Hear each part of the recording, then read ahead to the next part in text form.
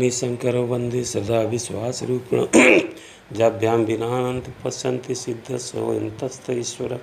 देखिए शंकर भगवान अपना भक्त प्रति कितना उदार होते हैं, ज़रा इस पर विचार करते हैं।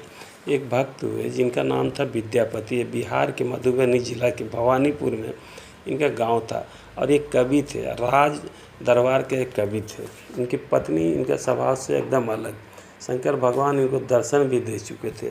तब शंकर भगवान को लगा कि भाई हम पंडित जी का कुछ सेवा करें।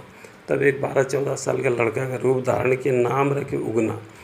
पंडित जी से आके बोले, पंडित जी हमको आप घरेलू नौकर रख लीजिए। पंडित जी तो बोले कि हमको खाना चाहिए, कपड़ा हमको पहना ताना और कुछ नहीं चाहिए। इनको चाहिए भी क्या? पंडित जी बोले ठीक है भैया रहो, रहने लगे। अब घरेलू काम जैसे बर्तन जूठा बर्तन धोना, सब्जी लाना, सब्जी काटना, झाड़ू बुहारू करना, रात को दोनों पंडितान और पंडित जी का तेल मर्दन करना, ये सब करने लगे। एक दिन पंडित जी जा रहे थे राज दरबार, तो बोले उगना जी कि हे मालिक हमको भी ले चलिए राज दरबार में, तो हम भी देखें राजा कैसा होता है। बोला चलो।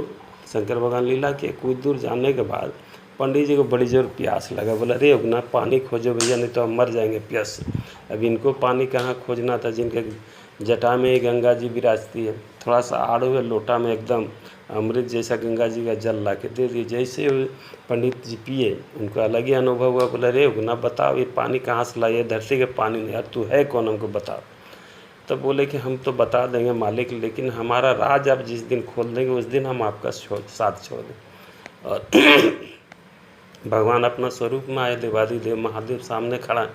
पंडित जी चरणों में पड़ गए। भगवान उठा के हृदय से लगा, बोले क्या वरदान मांगते हो, मांगो। बोला प्रभु आपका चरण कमल का भक्ति हमको कभी नहीं कम, ये वरदान दीजिए। बोला तथास्तु, ऐसा ही होगा।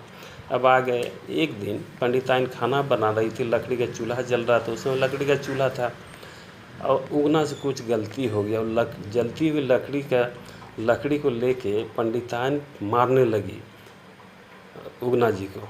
अभी चिल्लाने लगे बचाओ बचाओ।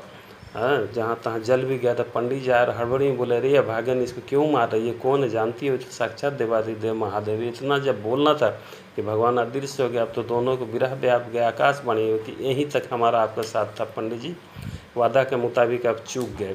बोले आज से हम यहाँ उगना महादेव के रूप में, पिंड के रूप में प्रकट होते हैं। और भवानीपुर में आज भी उनका मंदिर है और स्वयंभू शिवलिंग के रूप में उगना महादेव के रूप में आज भी पूजे जाते हैं। तो ऐसे हैं मेरे प्रभु दयालु। आइए विद्यापति जी के इनके